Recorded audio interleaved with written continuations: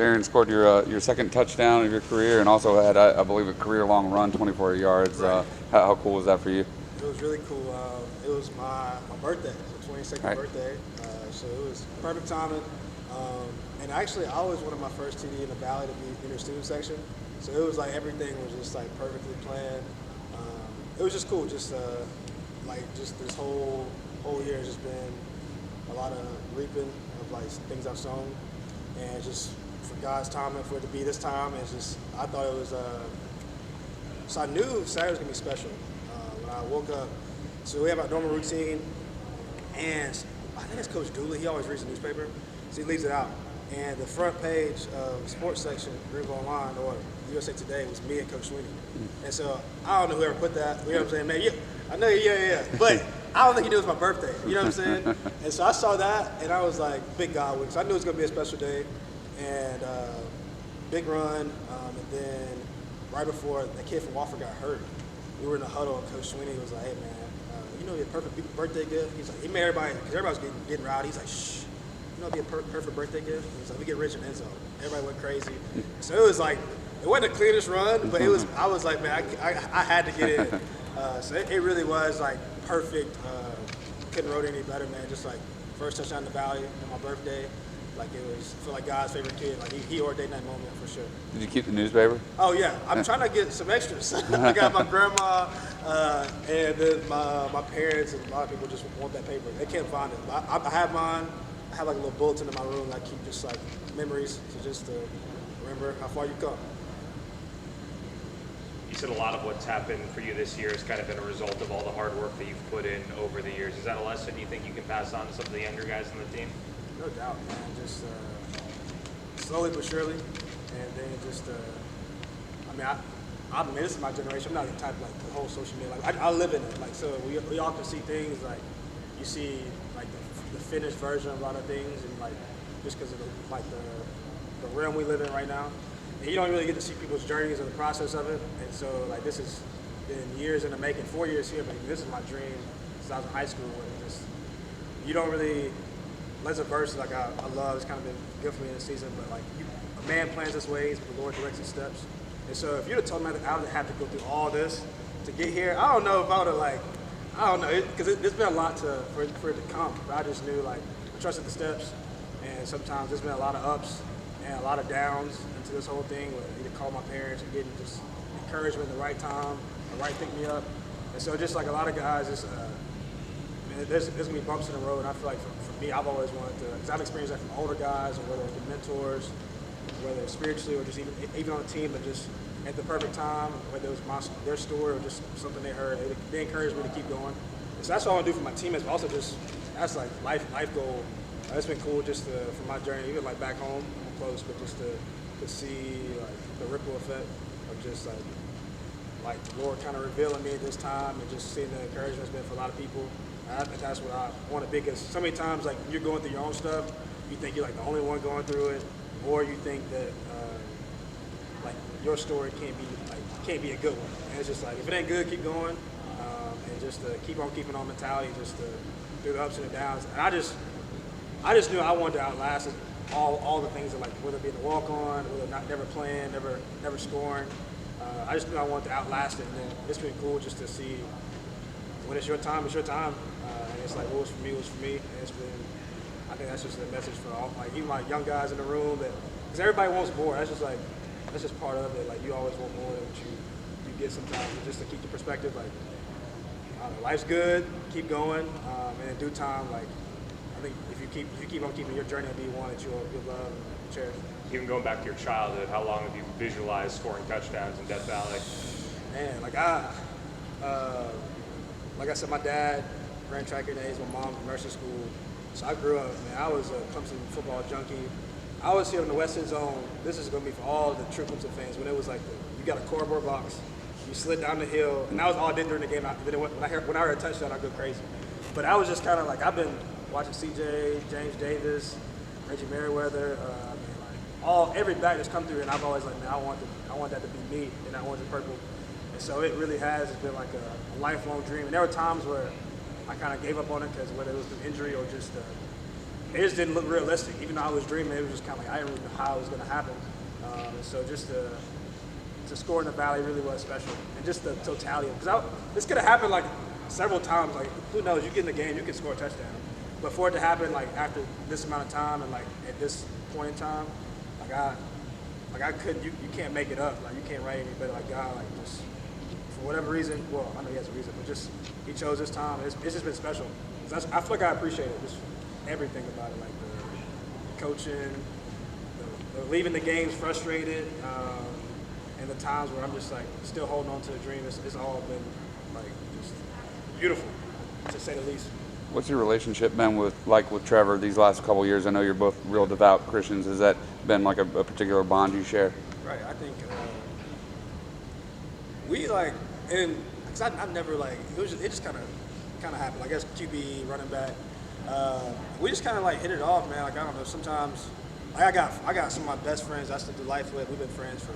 Maybe because of the like quantity of time for 10 years, but then like as you grow, you could just meet somebody and y'all's like spirits just connect, and that's kind of just been what it was. It was like, and like I've never been. This is what people are like a clout chaser. Like I ain't never been that. It was just like we legit were trying to figure it out. He needed some help one day, and then it was like a thing where like sometimes you help people. It might be weird, honestly. To be honest, like you help everybody, but sometimes it's not. It don't always end in a friendship. It was like that where he was like, he came to me one time, this is before like his freshman year, and we kind of just, ever since then, man, just like, he's a good dude, like he really is, and like our girlfriends are like sisters, which they claim they are, and it's just all been good. Like I feel like we've just done this college journey together.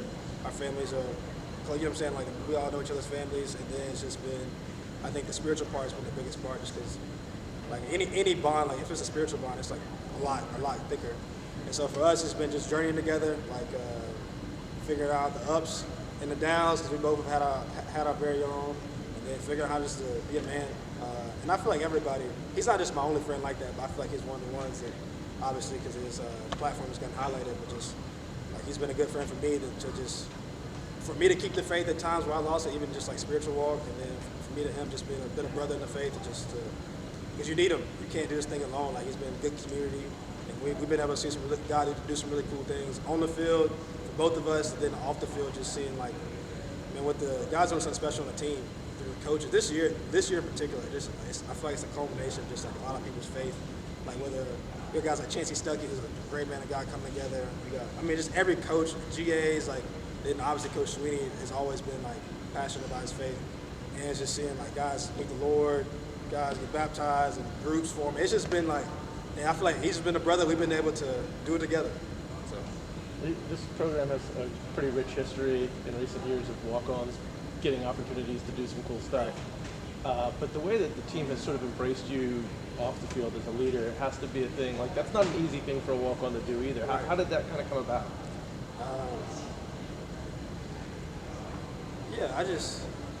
I don't feel like what I'm doing now is any different than what I did from day one. It's like I just feel like I've always tried to add value, and like you said, I've said this time and time. I'm gonna say it until like I leave, or until I don't know, whatever. But just this is the perfect place, man. It really is, just to, especially if you want to be a walk-on, because you get as much of a fair opportunity as you can wish. And it's obviously you want to. They recruit guys to come and play, and so they really recruit me. But at the same time, they embrace me. And just Coach Sweeney was a walk-on, Coach Elliott was a walk-on, Coach Scott was a walk-on, Coach Khan. All these coaches, and so they've respected just my grind and my dedication, and just off the field stuff that I've added value. Now it's cool to see some on the field stuff happen. But I feel like the whole time it's just been, I just tried to add value to the team, whether that's been in like one-on-one conversations. Like I just feel like I've always been, I knew I could add value, and I knew it didn't have to be on the field. I feel like sometimes you mistake that for like being a leader. Obviously you want your star players to be leaders, but you can be a leader if it's a decision, not really like a character or positional title. It's like you decide in your head that you want to be a leader. You get decisions every day to add value, get people to encourage. Because I knew, I was like my freshman year, I was like, me and Ben, I was like, man, I would see things, but I didn't necessarily have the equity to tell the team. They'd be like, who is this dude talking? You know what I'm saying? So like, even since then, like if I saw something, I knew to have influence people who had influence. So like whether it was Deshaun, Tay, Ben, Christian, Clee, Dorian, like all these other guys who I knew like they had earned the right to speak. But I knew for me it was just like I was a leader. If I saw something like, hey, y'all should say something about this, and it's been cool to see over the years, and now just getting the opportunity to share some of these stories of just like God giving me eyes to see it, because it really is like a blessing just to. I've asked for, like, God, give me eyes to see what I can do, and He's been faithful and showing me opportunities. And like sometimes it's taken me a couple times where I didn't feel like it's bold or like I feel like I was enough to, you know what I'm saying, just as a walk-on to even like speak my mind or even like step out and lead. But it's been cool to be embraced, like you said. I think it's because guys have just seen me be consistent. Making this hard, like it really is. Like it's hard. This whole thing has been it has been awesome, but there's been some days where it's been hard. And I think just the guys have seen me be consistent. Because a lot of guys, I'm not the only one with this dream. A lot of guys, they've come into this program with the walk-on dream, and whether guys got frustrated with how, like, that it wasn't coming soon enough, some guys didn't see it through. I think guys have just appreciated the fact that like the guy, and I haven't been perfect at all. Anybody knows me, like I know, I share my L's just as much as I share my wins. But they've seen me just make progress and just stay consistent, stay the course. This is my 4th year in the program, so it has been awesome. Like you said, like it was 3-yard touchdown. Like I mean, it's, in a game of football, like 3-yard touchdown is a 3-yard touchdown. Like it wasn't Travis's 86-yard touchdown, but for it to be embraced like that, like it was like the biggest play of the game. Man, it just brings me a lot of joy because it's deeper than ball. Even though it is football, it really is a lot bigger. And so like I feel like that what you just said is like kind of like one of my favorite part to hang my hat on when I leave or as I finish this year is that my teammates really didn't embrace me. Darien, with the college football playoff rankings coming out tonight, Dabo was saying that this team does a great job of shutting out that outside noise. But I wanted to ask in the locker room, is there kind of maybe a fine line that you guys walk of trying to shut that out, but at the same time also using some of the disrespect in the rankings as motivation moving forward? Yeah, I think it's like Coach Sweeney said. I think there's like a proper place because this game is emotional. Like it's an emotional game, but you don't want to be emotional all the time. And so just like anybody, we're competitors, and so we think we have the makings to be the best team when it's all said and done. And ultimately, like nothing that anybody says on the outside is really going to control that in a sense, because ultimately we control what happens on the field, how we prepare, how we study, how we watch film, how we practice. So that's always been like Coach Sweeney's thing is like, and I think he does a good job of doing both. Like he obviously uses it as like it's fuel because it's like, hey, like we see that, but legit, it's kind of like always to coming back around that same point inside out. It's like obviously we see the rankings are what they are, but hey, we control it. Because at the end of the day, we keep winning, we keep dominating, we keep playing our best ball. Like when it's all said and done, we'll be one of the teams left standing. But yeah, in the locker room, we have our jokes. Like like it just is what it is. We got like friends on other teams, and so it's just like it is what it is. We don't make too much of it, but I think it's around the same mindset. Just inside out, we control what we can control, and when it's all said and done, we'll be where we want to be.